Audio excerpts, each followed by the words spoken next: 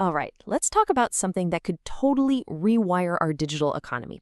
An operating system built not for people, but for AI. This is StateSet, the so-called operating system for AI commerce. And to really get the scale of this idea, just listen to this. We're supposedly on the verge of the third great wave of commerce, and this one hands control over to autonomous AI agents. Now, this isn't just a little bit more automation, it's a fundamental change in who or, well, what is running the show. So, what exactly is this new commerce revolution? Let's start by defining the core idea that's driving this whole shift. The key term you're going to hear a lot is iCommerce, which stands for Intelligent Commerce. Think of it as a whole new category of infrastructure that's been built from the ground up for AIs, not for humans like you and me clicking around on dashboards. And that's really the central idea we're going to be unpacking today.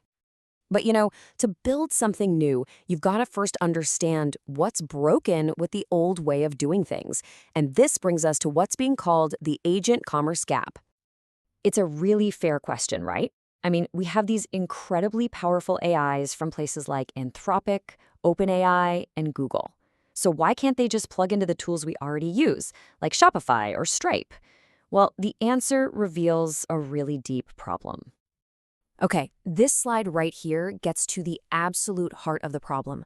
On the left, you see the core assumptions our entire commerce infrastructure is built on, things designed for humans, operating at human speed.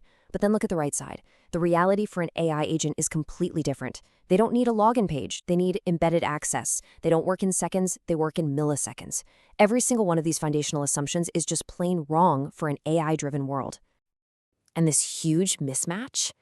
It has some really serious consequences. Every single thing an agent wants to do requires a network round trip, which adds hundreds of milliseconds of lag. Agents are basically useless if they go offline.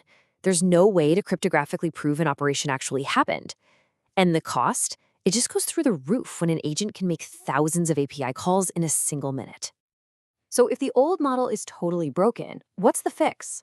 Well, they introduce it with this fantastic analogy, especially for anyone in tech. The SQLite of commerce. Yeah, let's just let that sink in for a second. If you've ever worked in tech, you know SQLite. It's this brilliant, simple, powerful, serverless database engine that lives in a single file. The big idea here is to apply that exact same philosophy to the entire universe of commerce operations. So what does that actually look like in practice? Well, it boils down to these four big ideas. First, embedded execution. The logic runs right inside the agent's brain, so to speak. No network calls needed. Second, portable state. The entire store, the whole thing, lives in a single file you can just copy and move around. Then there's deterministic operations. This is a huge deal for AIs. It just means the same input always gives you the same output. And maybe best of all, zero marginal cost, because you're not getting nickel and dimed for every little API call. And check out what this looks like for a developer. It's honestly beautiful. You import the library, you point it to a file, and boom, your agent has a full-blown commerce engine. No messing with API keys, no setting up accounts, no network headaches, just a file. But don't let that simplicity fool you, okay? This is not some little toy project. The engine covers 32 distinct domains. We're talking core stuff like orders and products, sure, but also deep supply chain and warehouse management, a full double-entry general ledger for your financials, and tools for the agents themselves. It really is a complete operating system. Okay, so this is cool. An agent can run a whole store offline in a single file. But commerce isn't a solo sport, right? It's collaborative. So what happens when you have multiple agents, say one handling inventory and another processing returns, and they all need to coordinate? Well, that brings us to the really tricky problem of trust. And this is the million-dollar question, isn't it? When you get rid of that central server, that single source of truth that everyone relies on, how do you stop it all from turning into total chaos? How can a bunch of different AIs, some of which might even be offline, all agree on the state of the inventory? The solution they've come up with is a protocol called Verifiable Event Sync, or VES for short. And the idea behind it is actually pretty simple, but it's super powerful. Basically, every single action that happens, creating an order, updating inventory, whatever, gets a single globally unique number. This creates a master timeline that lets all the agents eventually sync up and agree on what happened with total cryptographic certainty. So here's how it plays out in the real world. It's pretty straightforward. First, an agent does something while it's offline, like processing a customer's return. It creates a little cryptographically signed event that describes that action. Then, whenever it gets back online, it sends its batch of events to something called a sequencer. And the sequencer has just one job: to look at all the events pouring in from all the different agents and stamp them with a final permanent order. Okay, so now we have a canonical order. But, when we're talking about real money and real inventory, just having an order isn't quite enough. How do you lock it in? How do you make it permanent so nobody can ever mess with it? And that's where a blockchain enters the picture. The sequencer takes thousands of these ordered events and bundles them up using something called a Merkle tree. This creates one tiny little cryptographic fingerprint, a Merkle root, that represents the entire batch.